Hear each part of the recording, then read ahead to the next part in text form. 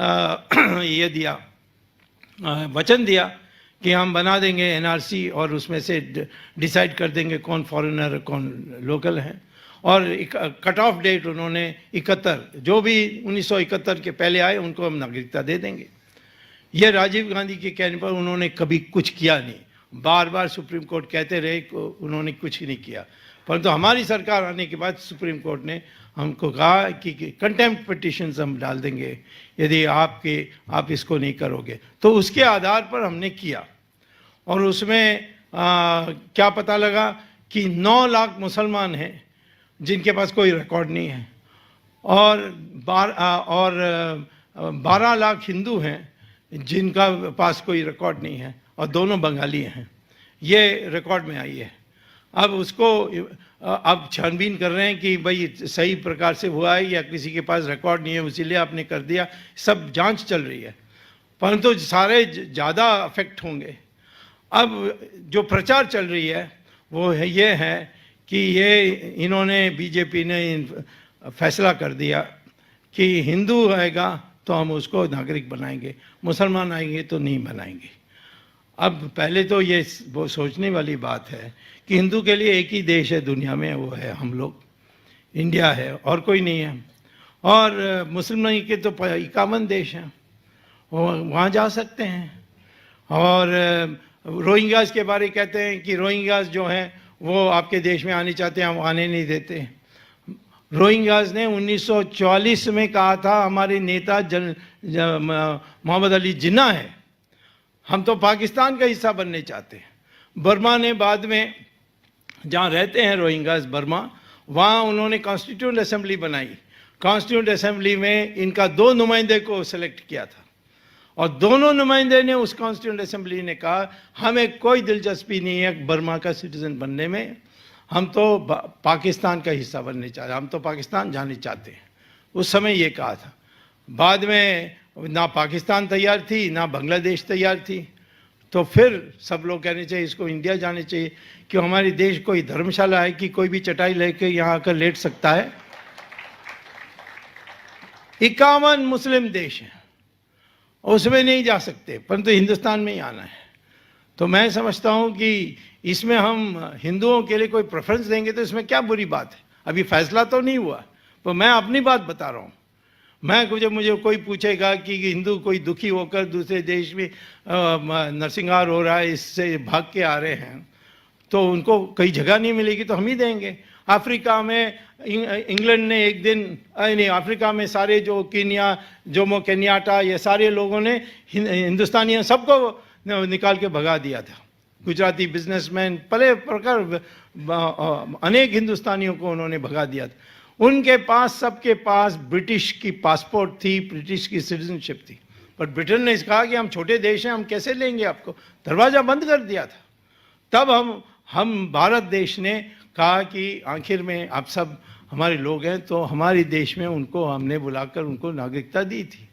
तो ये जहाँ हमें दायित्व भरना है, दायित्व करना, हम तो करेंगे ही। तो ये बात मैं समझता हूँ कि सबको समझ लेना चाहिए। हिंदुस्तान की बंटवारा हुई थी कि जो मुसलमान हिंदुस्तान में नहीं रहने, जो हिंदुस्तान में मुसलमान है उसके लिए अलग देश और हिंदुओं के लिए अलग देश, ये हुआ था उस समय इंडिपेंडेंस एक्ट में। तो वो उसी आधार पर उस समय किसी ने विरोध नहीं किया और विरोध सिर्फ इतना हुआ कि कांग्रेस पार्टी ने कहा कि मुसलमान जो रहने चाहता है वो रह सकता है। तो आज मैं ये पूछने चाहता हूँ कि अभी तो एनआरसी बनी भी नहीं है और उसके आधार पर कैसे कह सकते हो हमारी नीयत ऐसी है। हाँ, सुब्रमण्यम स्वामी का नीयत ऐसे ही है कि नहीं बना, उनको जो हिंदू है उसको तो निश्चित तौर पर हम इस देश में उनको रहने के लिए मौका देंगे। हाँ, परंतु मुसलमान है, क्वालिफाइड है, उसके लिए सेक्शन 6 में वो अप्लाई कर सकते हैं और 11 साल के बाद उनको सिटीजनशिप मिल सकती है यदि बाकी ऑल कंडीशंस। यानी आज कोई मना नहीं कर सकता सिटीजन बनने के लिए, क्योंकि सेक्शंस हैं, 4 सेक्शंस हैं जिसमें आप इस देश की नागरिक बन सकते हैं, मुसलमान हो या यहूदी हो, कोई भी हो। तो आज ये जो हो रही है वो इसके पीछे कारण क्या है? कारण यह है कि जो देश में बढ़ती हुई हिंदुत्व है और जिस कारण से हिंदू संगठित हो जाए तो कोई और जीत नहीं सकता, सिर्फ वही लोग जीत सकते हैं जो हिंदू की विश्वास रखेंगे। और उस भय से आज रोकने के लिए ये हो रहा है। और इसीलिए आप देख रहे हैं कांग्रेस पार्टी में भी आज हिंदुत्व की बात करने लग गए हैं। कमलनाथ कहता है कि मैं सीता का मंदिर बनाऊंगा।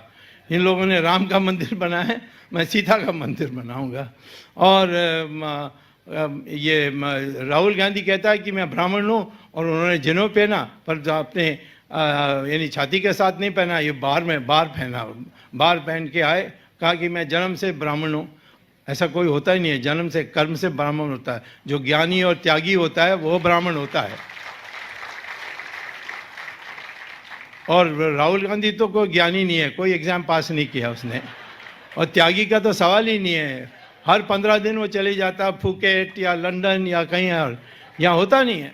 तो इसीलिए आज मैं ये कहता हूँ कि एक हवा बन गई है कि इस देश में लोगों को, हिंदुओं को लगता है कि भाई हम इतने बड़ी संख्या में होने के बाद भी हमारी कोई ख्याल नहीं होती है। और इसीलिए एक जो हिंदू के लिए बात करता है, जो हिंदू के ऊपर आक्रमण करता है, उसको मुंह तोड़ जवाब करने की बात करता है, उसके साथ रहनी। ये जो मूवमेंट है, इसी के डर के मारे अनेक देशों में भी डर है इसकी कि एक बार हिंदू खड़ा हो जाएगा तो फिर हमारे साथ कोई खिलवाड़ नहीं कर सकता, हमारे साथ कोई खेल नहीं सकता, हम उनकी पूरा पिटाई कर देंगे। इस भय में कई लोगों ने इसको जारी रखा है। तो मैं ये कहता हूँ कि CAA में तो कुछ है ही नहीं, परंतु हमारी मंशा के बात निकाल के आप कहोगे NRC के बारे, NRC तो आने दो पहले, फिर हम बहस करेंगे। ये तो कभी ऐसे ही नहीं हम इम्प्लीमेंट कर सकते हैं, इसको तो बहस होगी, फिर पार्लियामेंट में रखी जाएगी। तो इसीलिए आज हम लोगों को इस पर दृढ़ संकल्प रहना चाहिए कि हम इसके सामने, किसी के सामने झुकने वाले नहीं हैं। कि आपने आंदोलन कर दिया, आपने सत्याग्रह कर दिया, आपने ये कर दिया, वो कर दिया, दंगे कर दिया, इससे हम कहेंगे अरे छोड़ो इसको, अब NRC नहीं लाना है, ऐसा नहीं है। ये हमारा एक बहुत बड़ा कर्तव्य है कि हमारे देश में जो हमारे देश में है उनकी हम देखभाल करेंगे। जो हमारे देश में मुसलमान नागरिक है उसको तो छूएंगे नहीं, कोई भी छू नहीं सकता, परंतु जो नाजायज़ आया है, जो दूसरे तरीके से आया, उसके लिए सोचना चाहिए। आखिर मैं मुस्लिम से भी ये पूछता हूँ कि हमने मुसलमान के लिए ज़मीन दिया है जो आज पाकिस्तान बांग्लादेश के नाम पर जानी जाती है। तो मैं ये पूछने चाहता हूँ कि ज़मीन दिया है तो फिर उसके बाद हम वहाँ जाएं और फिर आए हमारे देश में, क्यों? क्योंकि आपको वहाँ नौकरी नहीं मिल रही है। तो इतनी बुरी हाल वहाँ है, तो आप ज़मीन जब आएंगे तो ज़मीन का भी एक टुकड़ा लेकर आइए, क्योंकि हमने काय को आपको ज़मीन दिया है। कोई चाह रहा था कि चिकन एग जो है उसको काट के हम आसाम को अलग कर देंगे। इस आंदोलन में किसी ने कहा था, जैसे जो नाटक चल रही है उसमें किसी ने कहा था। मैं कहता हूं कि उस कारण से जो सिलेट से खुलना तक जो लाइन खींचोगे बांग्लादेश का, उसका जो ऊपर का ज़मीन है वो सारा हिंदुस्तान का हिस्सा बन जाएगी, तो चिकन नेक नहीं होगा, बड़ी हिस्सा में हमारी और आसाम की जोड़ होगी। तो ये सारी चीज़ें हो सकती है। हमारे देश में बहुत काम पड़े हुए हैं। जो POK है, पाकिस्तान ऑक्यूपाइड कश्मीर, उसके लिए हमने 1994 में पार्लियामेंट में नरसिम्हा राव के काल में सर्वसम्मति से दोनों हाउसेस ने रेजोल्यूशन पास किया कि हम कटिबद्ध हैं, हम वचन देते हैं कि हम तब तक आराम नहीं करेंगे जब तक POK पूरा हिंदुस्तान का हिस्सा नहीं बनता है।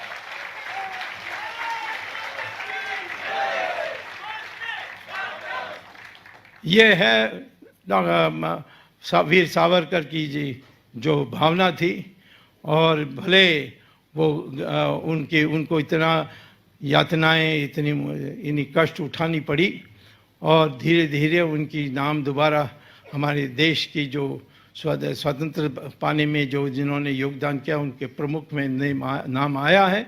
आगे भी सावरकर जी के लिए हम सब लोग मेहनत करते रहेंगे। जितना हम राष्ट्रवाद बनते हैं उतना उनकी